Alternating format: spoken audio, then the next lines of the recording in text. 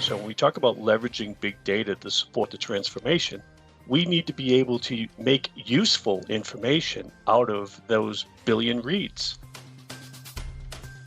Welcome to the Smart Energy International podcast, your guide to innovation and trends in the global power and energy sectors. Hello, everyone, and welcome to the Smart Energy International podcast. My name is Areti Ntaradimou. I am the editor of Smart Energy International, and I'll be your host. I would like to welcome my guests, Dan Garvey. Hi, thank you for having me. My name is Dan Garvey. I'm the Managing Director of Sales and Marketing for PowerRunner. PowerRunner is a software company primarily serving the utility industry, but we also have clients in other IoT verticals. Our platform is a data virtualization layer with business applications such as forecasting, revenue analytics, and several others. But our primary focus has been the utility industry and serving utility since 2007 when we were formed.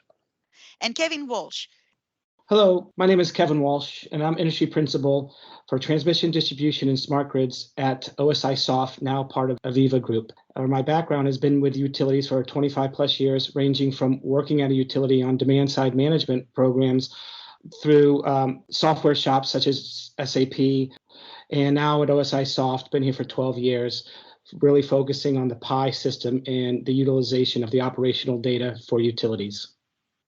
Together, we are going to discuss, among other things, how the use of AMI data could assist in providing situational awareness to grid ops. Welcome, Dan and Kevin, and thank you for taking the time to have this chat with me. Thank you for having us today. Appreciate this opportunity to speak with your audience. Hello, Areti, and thank you for having us today. Dan, I would like to start with you. There are those that support the idea that customers only care about the cheapest, easiest, and safest solution. That customers are not really interested in viewing their changing energy patterns and analyze them. How would you respond to that? It's a good question.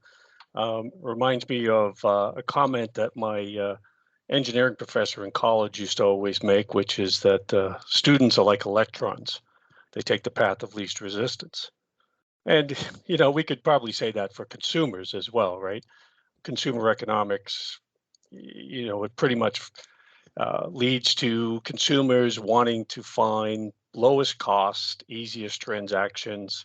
So therefore, not too many people are paying much attention to, the ubiquitous energy bill that they get every month and essentially take it for granted that it's there.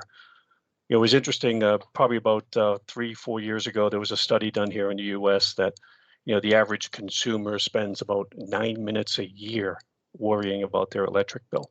But I do sense that there's a big change coming. Obviously, we're all aware of the social awareness around our carbon footprint and, the objectives that are being put forward by many different countries, pretty aggressive renewable objectives.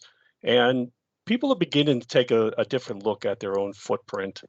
They're beginning to consider the alternative energy technologies, such as solar and EVs, and understanding how they use energy. So I do see a trend that's, a change that's coming from the consumer. In the future, if we start to move to more transactional type of an environment where rates are published hourly and more people are using these technologies, then undoubtedly there's going to be a more attention given to their choices as consumers. But those choices are also going to have an impact on the utility. And we're beginning to see that now here in North America. There's a number of utilities that are experiencing a lot of operational problems due to the emerging what we call prosumer. Because not only are they consuming energy, but they're producing energy. So with solar panels and batteries and EVs that can charge to the grid, all of this is changing the way in which distribution utilities need to manage the grid.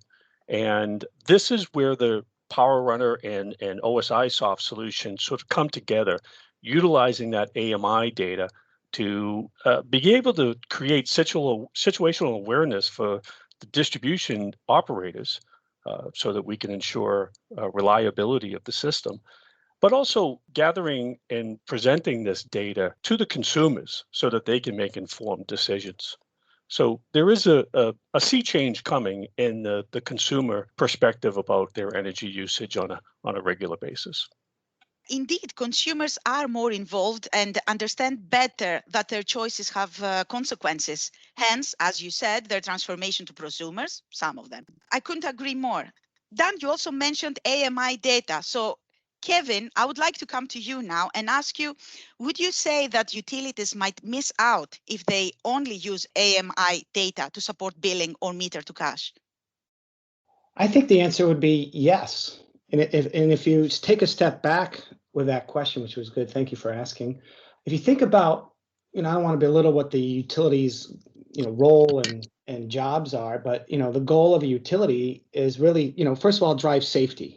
Okay, safety both in and outside of the company, but also to keep the lights on and drive grid resiliency. And if utilities have invested in that smart meter for meter to cash, it's a large sum dollar ticket that they invested.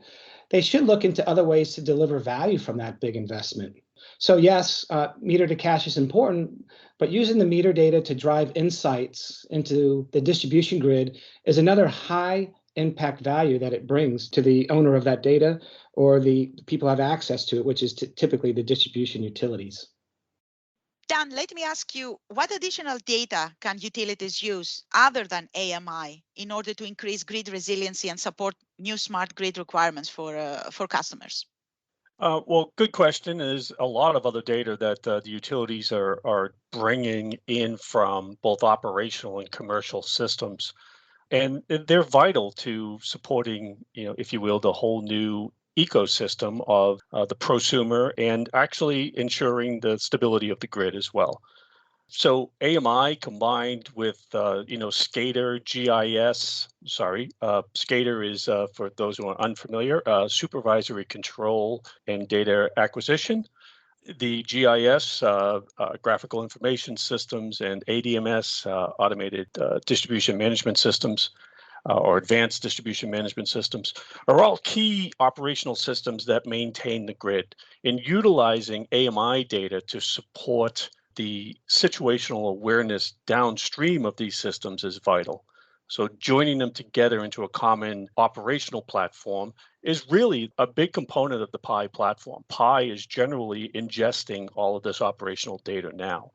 So, as a sort of leader in the industry, is definitely in the utility space and other time series data industries, Pi is gathering all this data in sub-second intervals. So it's very rich data for operational control.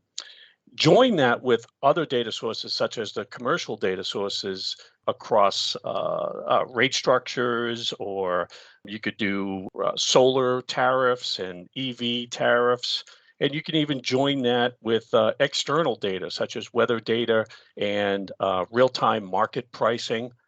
And now you've got in what we call OT-IT solution, which is, operational data and information technology joined together to create a single source of truth. This enables two sides of the solution here, the essentially operational security of the grid by providing that situational awareness down to the grid operators. But then you also have the outward looking consumer facing information that they need to make real-time decisions on their actual selections of energy choices, both from a scheduling standpoint, but also from their choice of technologies. And how important is the data coming from consumers themselves? Because there are a lot of, let's say, objections from consumer associations and from the European Commission when it comes to consumer data usage. What would you say to that? How would you tackle that problem? Well, most data is anonymized in operational systems. Clearly, the commercial systems will have some of the pertinent attributes associated with the accounts. But from the perspective of an operational platform, we're mainly using that data to support the real-time operations of the system And it shouldn't be an issue in that regards, but I could see how people are concerned, but there are plenty of safeguards against that within the utility. Yeah, and Dan, I'd like to add too that it's almost, from a consumer's point of view, it's a nameless profile. And that's from an operations point of view, you're interested in the load and the voltage, but there's no connection to the end customer per se. It's more like meter ID, and it's a faceless profile to the operators. Yeah, thank you both very much for clarifying this, because this is a matter that concerns a lot our audience, our readers, both at Lead Europe and at Smart Energy International. I would like now to ask Kevin something. Kevin, do you think that is it due to latency or data integration issues or both that few utilities are extracting operational value from their AMI investments? Yeah, sure. I mean, so the answer is actually both, and I actually probably would like to add one more, which is about finding the right technology to support this data set.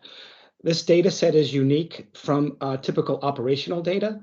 The latency is different, the volume is massive, so it has different characteristics. But there are utilities that are used to the challenge of AMI data, but there are others around the world that will be the first time they get their hands on this type of data set outside of their DMS or their SCADA system, because they just never had access. Some parts of the world have retailers that own the meter and the data around that. So because of what's happening with the utility of the future and the unbundling and the decentralizing of the distribution grid, distribution utilities are getting access to that data. But I would also say that it's the sheer volume and the dynamic nature of the data that makes it unique. Most utilities want to, when they look at this data set, the distribution utilities want to jump right to the end and get right into the use cases and start extracting value if they have those use cases around this data set. But they skip over the most important part, which is the technical requirements to drive the high value use cases that they are thinking of. And also a very important thing, and it's probably a phrase that's overused, but not all technology is created equally, and not all IT solutions can solve OT requirements. So what I mean by that is, what we do as Whyosisoft and PowerRunner is that we bring together the best of breeds of technology, one that has 40 years of managing and ingesting this time series operational data, and that's all we focus in on, with another technology that really it's around data governance, and it also has the ability to virtually cube a variety of data sets together that is going to be required for those use cases around the AMI data and SCADA data. And being able to virtually cube data sets from GIS or CIS or the SCADA and other metering systems. And with the versioning and the challenges of high performance and the scalability that this data set requires, utilities are able to focus on extracting additional value from the data versus building and supporting an IT solution. So yes, the answer is, it's both, but it's also around the technology and making sure you start, with the proper technology versus building, customizing an IT solution around it. Kevin, talking about technology, I think you used the key word, which is the proper technology, the right technology. So my question to you is the Whyosisoft technology the right one? Does it support the emerging smart grid ecosystem? Maybe a little bias here, but absolutely.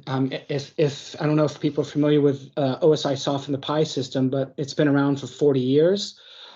The transmission and distribution customer sets that we have are global, and that one thing that they have is that time series operational data, and it's just growing. So with the proper database technology to handle all this real-time operational data is one thing, but also, as I mentioned, about the sheer performance and scalability, the data governance.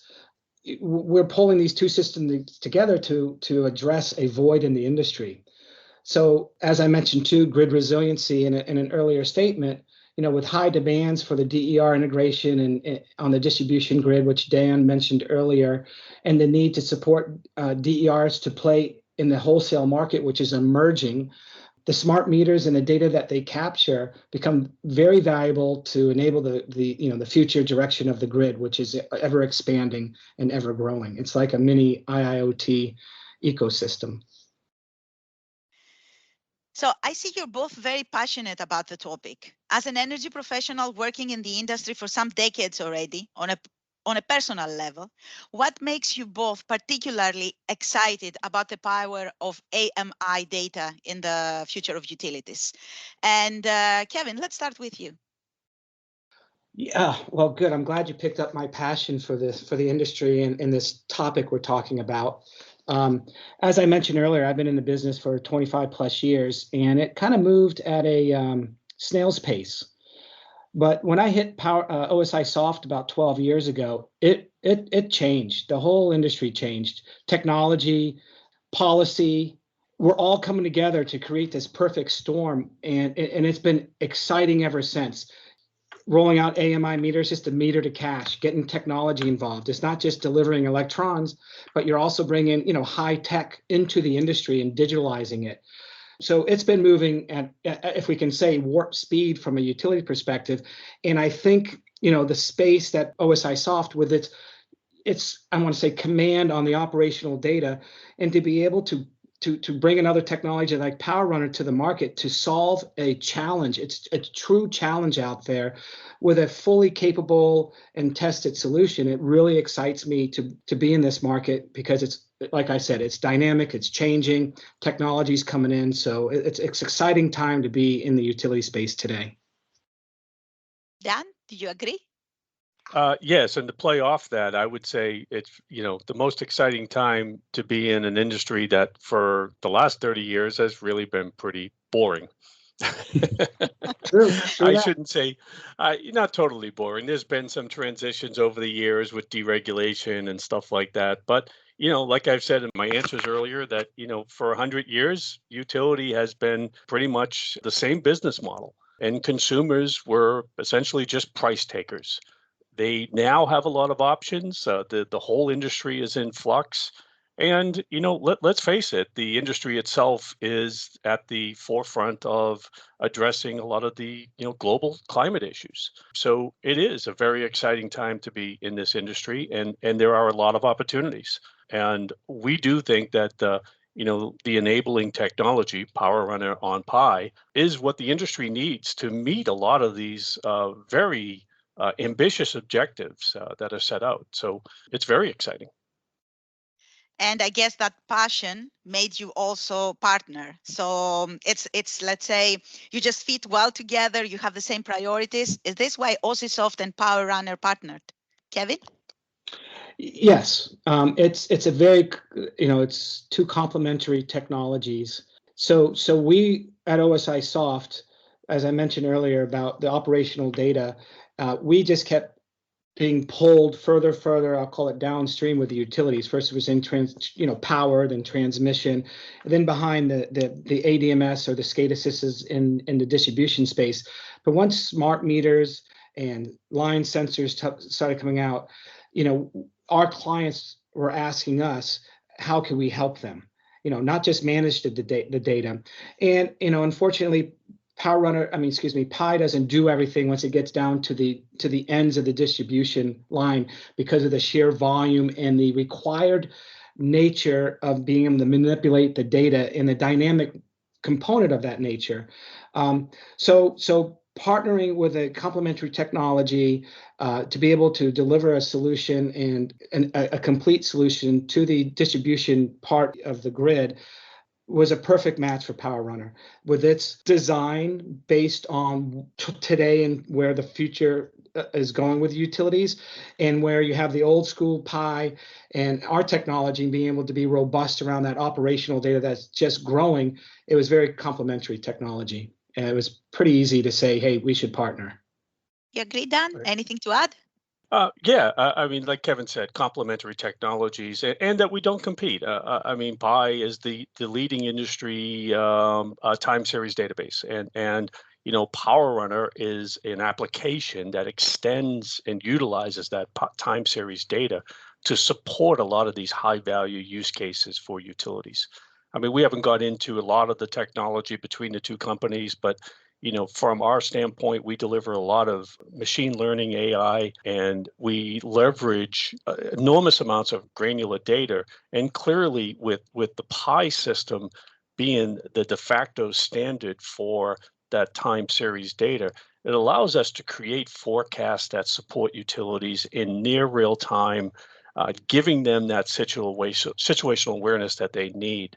So there is this complementary component to the technologies, and it's working out very well and being well received by many of the Pi customers as well as PowerRunner customers. Excellent. Coming a little bit back to what we discussed earlier about data, I would like to ask my final question to both of you.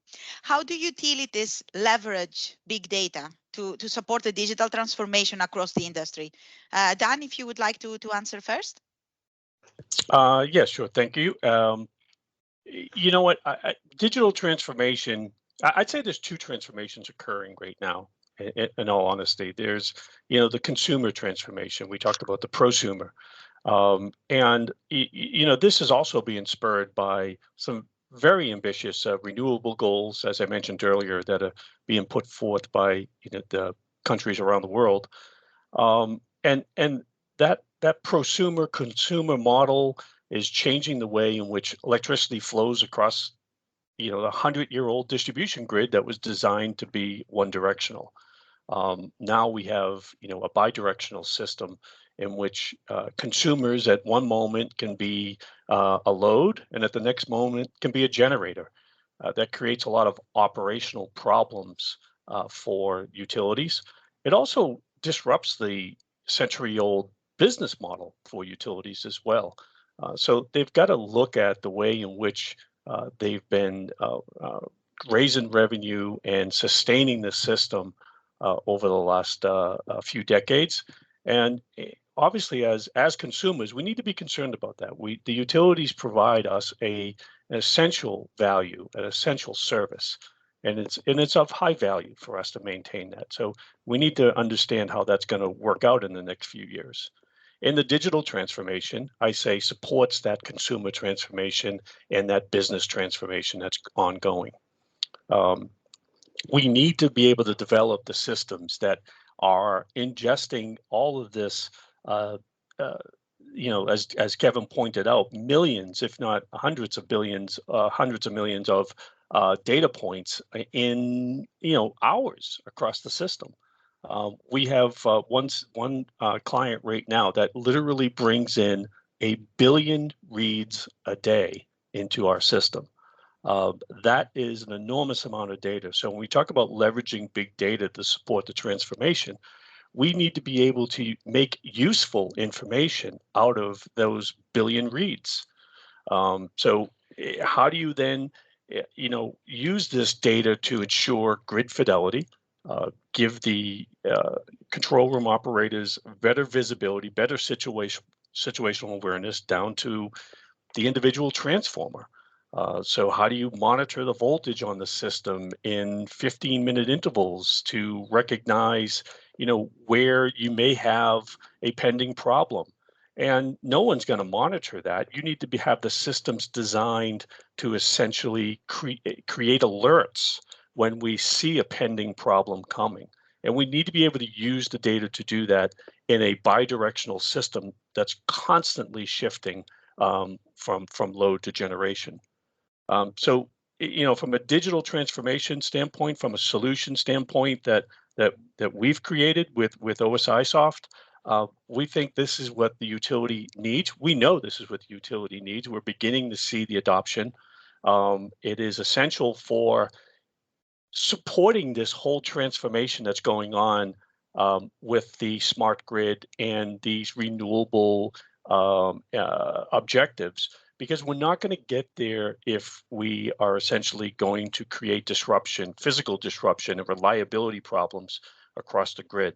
So we really need to create a data platform that supports this changing distribution system and the essentially adoption of all these new technologies. Yeah, Dan, and I'd like to add that the term big data, it's been around for 5+ years, it's an industry trend. And the interesting part about it, it's still growing. So big data is getting bigger data, so to speak, right? And that's just going to become a bigger challenge, right, for the utilities. So they need to really take a step back, look at it with fresh eyes, and understand the nature of the data that they're dealing with. It's not IT data. The other thing that comes to mind is that, you know, as you put more sensors out on the network, such as a smart meter or a sectionalizer or anything in the middle, you know, sensor creates data, but data doesn't always equal information. So as Dan kind of alluded to, you need to have the right systems in place to transform that data to derive information, and not just any information, but valuable information, and to be able to have a system that can correlate all the different unique data sets, levelize the latency of everything, to be able to work on it on a level plane, so to speak. It's critical, and it's a challenge out there. But, you know, big data, it's going to get bigger. Since it's becoming digital, it drives situational awareness. But it's also driving, you know, what we can, you know, the industry's kind of coining these days is the digital twin. You know, utilities should start moving away from manual, scheduled, to letting the system respond and the utility responding to what the system's telling you. And to be able to do that, you need to be able to have a solution that can correlate, align, and put it in the hands of the business to hear and listen to what the grid is saying, because it's only going to get louder when we start more prosumers coming on, more DER, and getting involved in the markets. It's just going to get louder. I mean, and the utilities need to be able to listen and extract value from that. Kevin, Dan, thank you very much for sharing this valuable information with us. And thank you all for joining us on the Smart Energy International podcast. This episode is brought to you in partnership with Whyosisoft. For more podcasts, you can visit the Smart Energy International website on smart-energy.com. Be sure to tune in again soon for more conversations and insights into the things that really matter to our industry.